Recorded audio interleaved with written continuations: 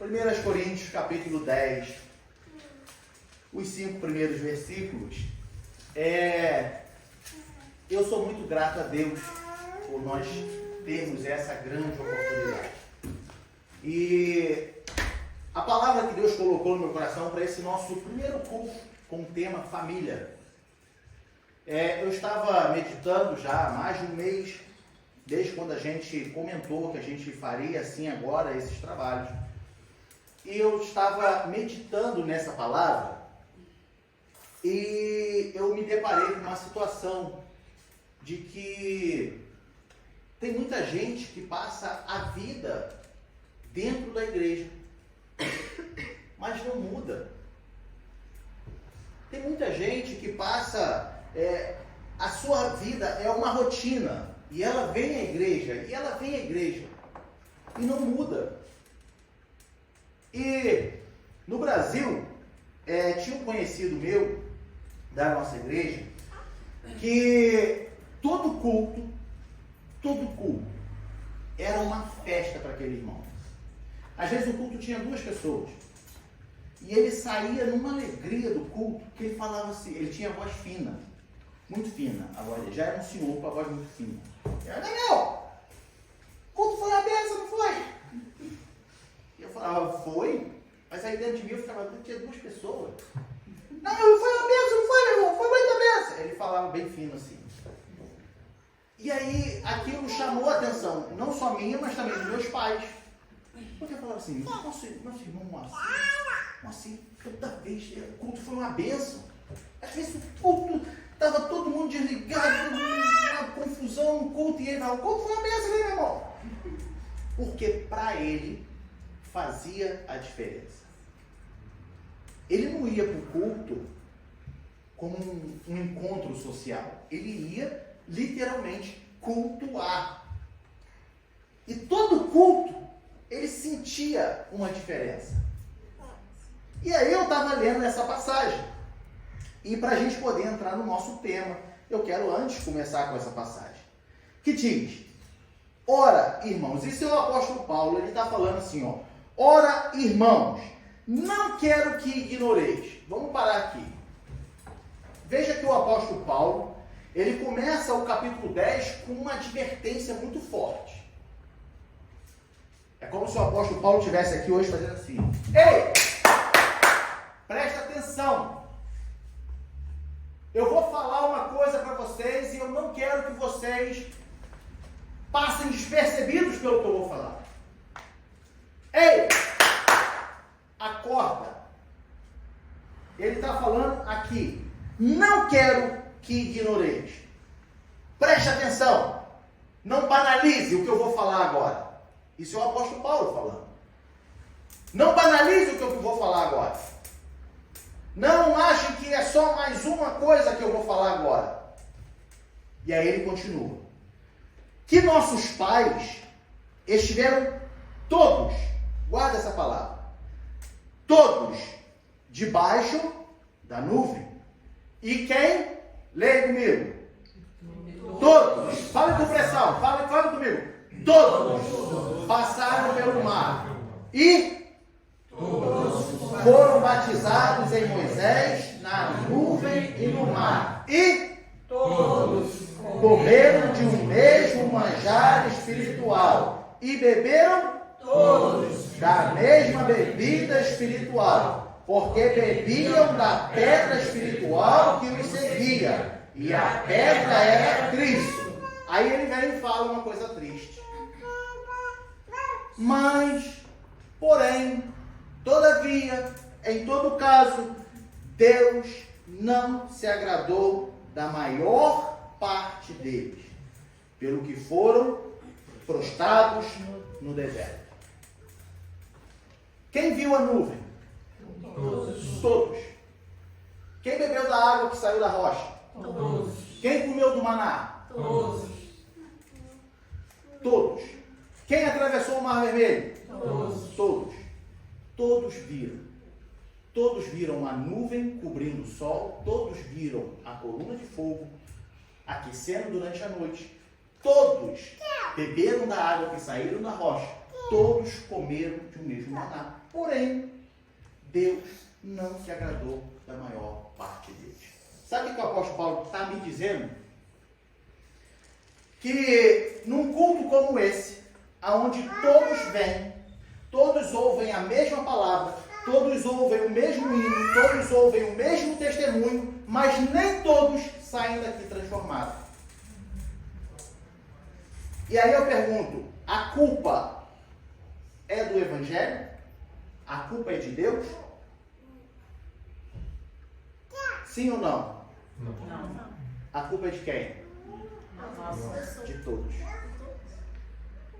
Se eu venho a minha vida toda na igreja, todo domingo eu estou aqui, todo domingo eu venho aqui, louvo, toco, prego, canto e saio daqui sem me acontecer nada, a culpa não é do Evangelho.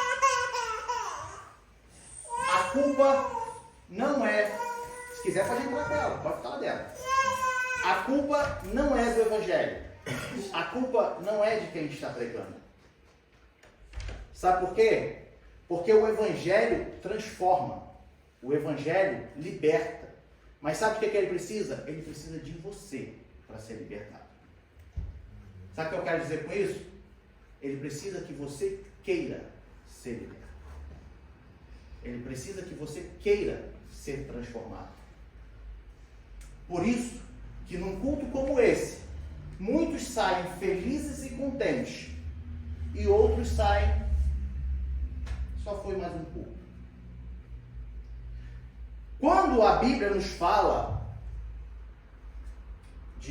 nessa passagem principalmente, o apóstolo Paulo ele está advertindo a igreja. Ele fala, cuidado para que não cometam os mesmos erros dos nossos pais. E lá no versículo 12, ele diz assim, aquele, pois, que cuida estar em pé, olhe que não caia. Sabe o que acontece? É muito difícil a gente vir à igreja e você às vezes está cheio de problema. Você às vezes está com a sua cabeça cheia. E é muito difícil a gente vir à igreja num culto como esse e se desligar dos problemas. Se desligar. Sabe por quê? Vamos ser realistas? Vamos ser sinceros? Muitos vão sair daqui e o problema vai estar logo na porta te esperando de novo e te seguir para casa. E você está dando só uma pausa para o seu problema. Nós temos aprendido que Satanás ele está o tempo todo querendo atingir a igreja. E ele usa de estratégias diferentes. Nós estudamos aqui na escola dominical. O tempo todo, Satanás ele está arrumando estratégias para atingir a igreja. Deus, quando ele nos permite viver como servos seus, Deus ele não nos quer nos ver prostrados. Deus não quer te ver caído. Eu tenho falado esse ditado aqui nos últimos cultos, que é, quem tem Deus tem tudo. Né? Amém ou não amém? Amém. Quem tem Deus tem tudo. Quem tem Deus tem tudo para ser salvo. Mas não para ter dinheiro. Sabe por quê? Porque a Bíblia fala que se tu quer dinheiro, você tem que trabalhar.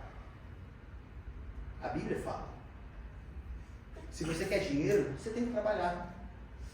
Então, Jesus te dá tudo para que você seja salvo. Mas para viver nessa terra, nesse ambiente, nós precisamos de dinheiro. Nós precisamos de dinheiro para pagar o aluguel da igreja. Nós precisamos de dinheiro para pagar a luz da igreja. E muitos vêm para a igreja. Muitos vêm para a igreja porque tem um desfalque enorme. Porque é fácil eu chegar aqui e falar assim, quem está feliz com Jesus porque vai ser salvo? A igreja toda. Ei! Agora, quem está feliz com Jesus porque tem 10 mil euros na sua conta? Alguém levantaria aqui? Dificilmente. Porque você precisa trabalhar. E são nesses pequenos detalhes em que o diabo, o nosso adversário, ele trabalha para querer te derrubar. É nesses momentos em que Satanás usa das suas artimanhas para querer te ferir. Porque ele é o adversário da nossa vida. Põe lá 1 Pedro, capítulo 5, versículo 8. Ele diz: sede sóbrios, vigiai. Olha lá, 1 Pedro, capítulo 5, versículo 8. Sede sóbrios, vigiai, porque o diabo, o que o diabo é nosso? Adversário. Vosso adversário. Anda em derredor, ou seja, ao nosso redor. Ó, estou ao redor do púlpito, tá? O adversário está ao derredor. Ao redor estou eu, o adversário está ao derredor. E ele diz: bramando como um leão, buscando a quem possa tragar. O adversário, o nosso adversário não quer te ver em pé. O nosso adversário, ele não quer te ver sorrindo.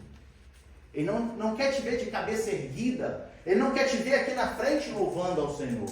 Ele não quer te ver aqui na frente testificando e reconhecendo que sim, eu pequei, eu errei e preciso de perdão. O adversário de nossas almas não quer isso. Ele quer te ver caído. Por isso que o apóstolo Paulo, lá em 1 Coríntios, no capítulo 10, versículo 12, onde já lemos, ele diz assim: aquele, pois, que cuida estar em pé, olhe que não caia. Porque o diabo, ele vai usar artimanhas para tentar te derrubar. E entrando no nosso tema, os irmãos vão ver, nesse terceiro domingo, os irmãos vão me ver sempre usar muito como base a família de Davi. Porque se tem uma família na Bíblia que dá para a gente tirar muito ensinamento para nós, é a família de Davi. E quer ver como é que o diabo ele é tão sujo? Por quê? O diabo ele não quer te ver em pé. O diabo ele não quer te ver feliz. Ele não quer te ver na presença de Deus. Ele não quer te ver prosperando. Porque nós sabemos que eu preciso sim de dinheiro para viver nesse mundo. Eu preciso trabalhar para viver nesse mundo. Mas mais do que isso tudo, eu preciso de Jesus. Aleluia. Porque Jesus me permite ter todas essas coisas. Aleluia. Eu preciso de Jesus. Não adianta você se matar de trabalhar e não ter Jesus. Então, eu tenho tudo para ser salvo com Jesus. Mas eu preciso trabalhar. Mas eu preciso de Jesus mesmo trabalhando. Tem muita gente que fala: eu tenho Jesus, então eu não preciso trabalhar. Sinto te dizer, tu vai para o céu, mas aqui na terra tu vai viver uma vida miserável. Porque mesmo com Jesus, nós temos que continuar trabalhando. E Ele só vai te abençoando, só vai te guiando, Ele vai te fazendo prosperar, desde que você esteja com Ele. Voltando ao inimigo. O inimigo de nossas almas, ele procura várias artimanhas. E aí nós podemos lembrar da infância de Davi. Aonde Davi ficava quando era garoto? Os irmãos lembram? Cuidando das ovelhas. E é interessante como desde menino Davi já era um menino escolhido por Deus. E tu acha que Satanás aceitava isso? De qualquer forma? Não. Davi era um pastor de ovelhas. Ficava cuidando das ovelhas do seu pai, um menino. E a Bíblia não nos relata, mas segundo a história, o contexto histórico, eles usavam as ovelhas também para comer, para alimento. Era a carne deles. Entende? Eles não só tosqueavam, né? As ovelhas para tirar a lã e tudo, mas também comia das ovelhas. Só que uma coisa interessante Davi, ele também, eu posso dizer aqui, uma alegoria, que Davi, ele também matava as ovelhas para comer. Eu acredito que o pai dele falava assim: Davi, precisamos de carne. Davi talvez matasse uma ovelha para comer. Só que aí você me diz assim: matar ovelha é muito fácil, né? Matar ovelha, que perigo que ovelha tem? O máximo que ele pode te dar uma cabeçada e te derrubar. Mas que perigo que a ovelha oferece? Matar a ovelha é muito fácil. Só que aí, Davi, ele nunca fez questão de falar o que ele passou. Só que as ovelhas eram de menos, ele cuidava das ovelhas do seu pai. Só que aí, um certo dia, todo mundo que subestimava aquele garotinho, ele falou assim, não só protegia, não. Veio um leão, e eu matei o leão com as minhas mãos. Você matou um leão com as suas mãos? Matei um leão. E um urso, apareceu um urso também. Matei um urso. Aí, como diz o ditado, o caldo começou a engrossar, né? Porque matar a ovelha é fácil. Agora vai matar um leão com as suas mãos. Vai matar um urso. Primeiro que a gente nem enfrenta. Se o bicho botar o olho na gente ali do lado, a canela, o calcanhar bate até na bunda correndo. Sobe na primeira árvore que tu vê.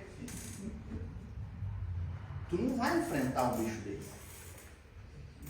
E aí, como se não bastasse, mas bicho, tá, bicho de longe tu pode matar. Ele matou um gigante, uma pedrada no meio da testa, derrubou o gigante, pegou a espada do gigante, cortou a cabeça do gigante. Meu irmão, onde tu quer chegar com isso tudo? Satanás não podia derrubar Davi num campo de batalha. Entende? No campo de batalha, tudo que aparecia, Davi vencia. Apareceu o leão, ele matou. Apareceu o urso, ele matou. Tem gigante também, passa para cá que eu derrubo. Davi, na direção de Deus, eu posso dizer, ele era imbatível. O diabo não conseguia derrubar Davi. Mas aí a gente está falando de Satanás. Satanás não é burro. Satanás, ele é astuto, ele é esperto. Satanás falou, se no campo de batalha eu não posso combater Davi, o que eu vou fazer? Vou entrar na casa dele. Aí agora eu te convido a ir lá para 2 Samuel. Eita glória! 2 Samuel, no capítulo 10, deixa eu ver se é o 10 mesmo ou se é o 11.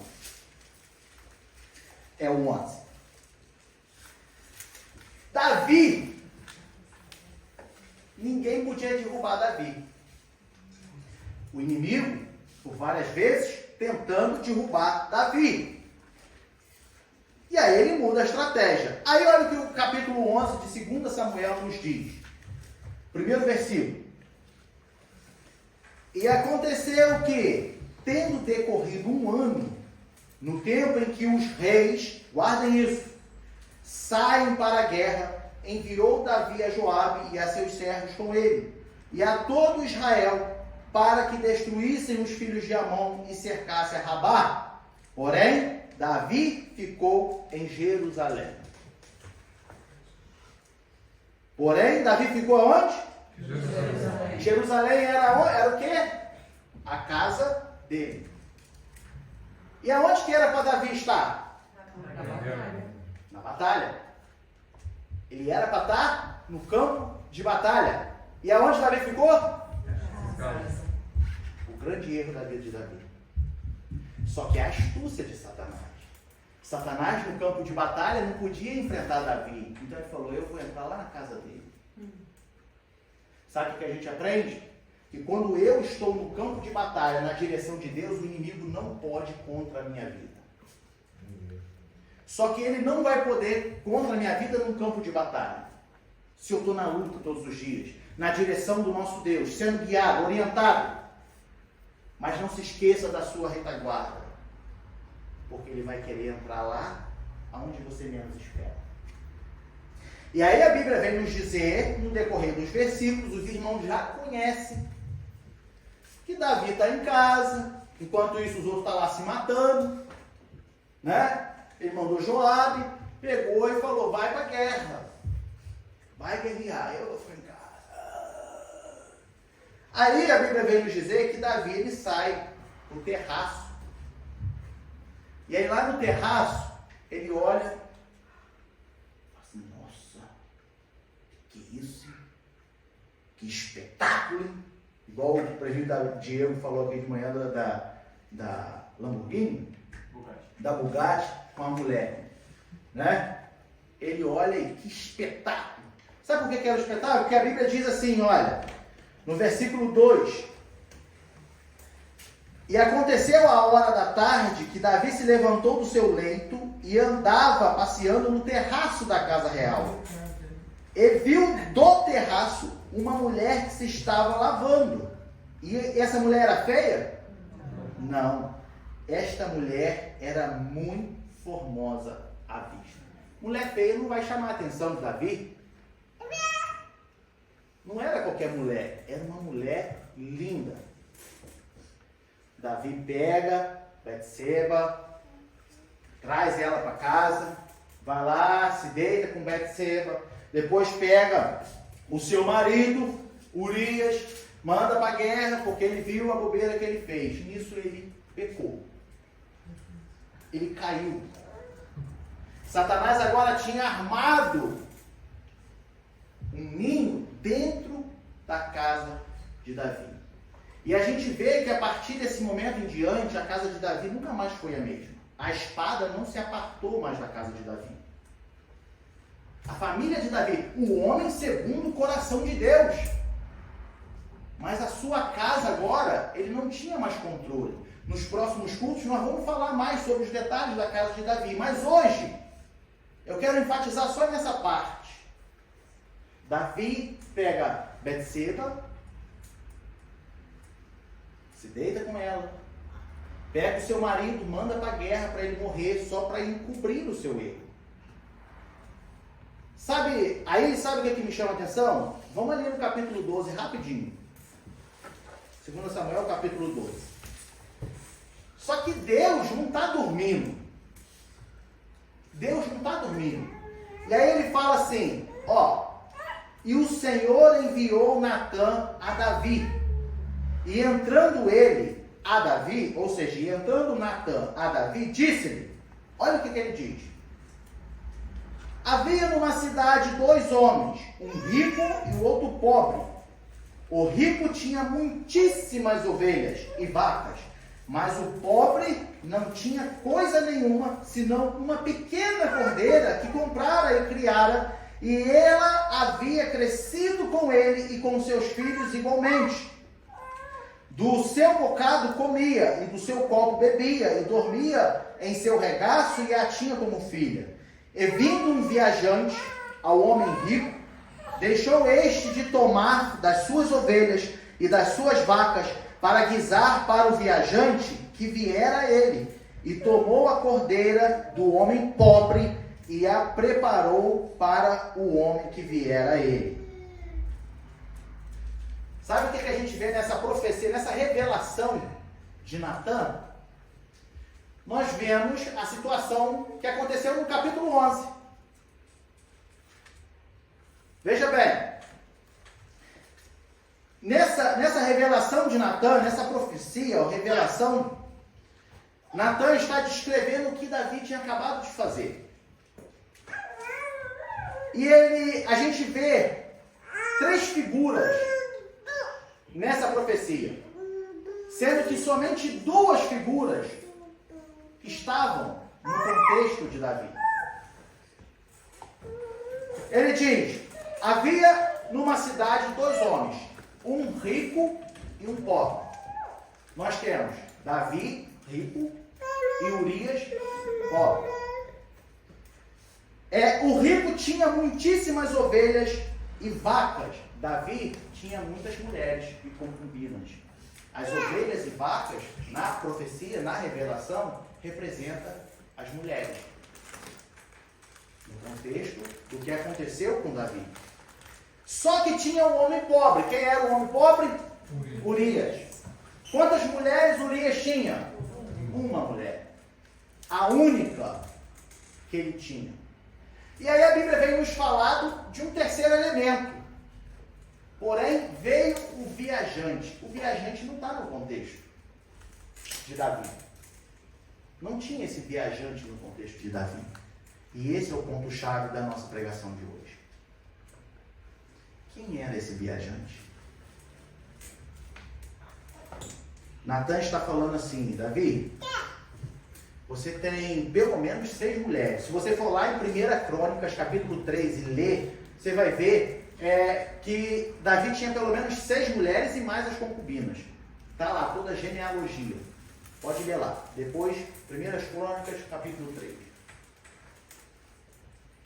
Natan está falando assim: olha, Davi, você é um homem rico, tem várias mulheres, só que tu foi escolher a mulher de um homem pobre que só tinha uma mulher. Para oferecer a quem? Ao viajante. Ele quis oferecer a mulher ao viajante. Se Davi estivesse se deitado com uma de suas mulheres, com uma de suas concubinas que fosse, estava dentro da sua casa, ele teria satisfeito a sua carne e não desagradado a Deus. Mas ele preferiu se deitar com a mulher do próximo e oferecer, então, não a sua carne, porque ele não satisfez a sua carne, porque depois ele se arrependeu, portanto ele mandou matar o marido da mulher para que encobrisse o escândalo. Ele não satisfez a sua carne, ele satisfez para quem? Para o viajante. Quem é o viajante? Lá em Jó, no capítulo 1, a gente sabe quem é o viajante. Satanás, de onde tu vens? Eu venho de rodear e passear. Quem passeia? Viajante, não é? Não é viajante que passeia? O viajante é Satanás. Quando Davi se deita com a esposa de Urias, ele não está satisfazendo a si mesmo, mas segundo a profecia de Natan, ele está dando para o viajante. E esse viajante é um tentado, porque ele entra na nossa casa de várias formas. Ele entra na nossa casa, como foi falado pela escola dominical hoje, pelas mídias sociais.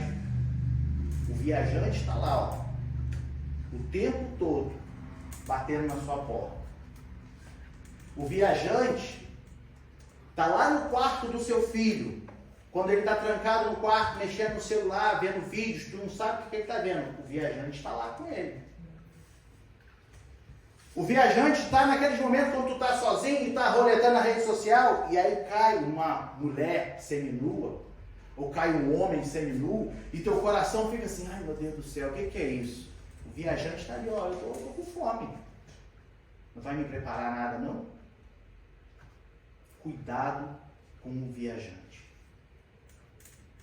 O viajante, ele vai passar pela tua casa, porque nós lemos em 1 Pedro que ele está ao nosso derredor. Ele vai passar na sua casa. Só que quando ele bater na sua casa, a Bíblia nos diz que tem um que habita em nós, e não é viajante, é o Espírito Santo. O Espírito de Deus habita, ele não passa por nós, ele habita em nós. Quando o viajante bater na sua casa, quem tem que abrir é o Espírito de Deus. E quando o viajante bater na porta, ele vai dar de cara com o morador da casa, o Espírito Santo de Deus. Habita na nossa vida. Nós somos templos do Deus Altíssimo. E Ele fez morada em nós. Em nós, o viajante não pode ter chance. Em nós, o viajante não pode chamar a nossa atenção com outras coisas. Cuidado dentro da sua casa. O viajante não pode te derrubar enquanto você está aqui na igreja hoje. Você está aqui, você está louvando, você está testemunhando, você está orando. Só que o viajante está te deixando aqui à vontade e está indo lá na tua casa. Vou bater lá, ó. Quem vai abrir a porta na sua casa? quem vai recepcionar o viajante? Você vai deixar o viajante entrar? Tem uma expressão que eu aprendi muito bonita. Seja porteiro na sua casa. Não permita que entre coisas que possam alimentar o viajante. Não permita que entre coisas na sua casa que o viajante vai sair de lá de barriga cheia e você vai estar prostrado. Porque é isso que ele quer. Ele quer te derrubar. Ele quer te fazer cair. Com a tua vida aqui na igreja, ele não pode. Mas dentro da sua casa, será? Na sua família? Entre vocês? Entre você e seu filho? Entre eu, minha esposa e minha filha? Será que o viajante vai achar uma brecha? Ou será que ele vai dar de cara com um habitante da casa? Ou será que quando ele abrir a porta, não vai ser eu que vou receber? É o Espírito. Aquele que reina, aquele que mora, aquele que guia, aquele que instrui, aquele que te faz sair dos caminhos tortos, aquele que te transforma, aquele que te liberta, aquele que te regenera, aquele que te faz ser feliz em meio à tristeza e ninguém mais entende, aquele que te permite ter a paz que excede todo entendimento. Esse Espírito, o Espírito de Deus, tem que abrir a porta quando o viajante bater a sua casa. Na TV, o que você assiste? No celular, o que teus filhos estão assistindo? O que minha filha está assistindo no celular? Qual o vídeo que minha filha está assistindo? O viajante está ali comendo pipoca do lado dela, ó. Ó, não assiste isso não. Muda até o scroll lá para ela assim, ó.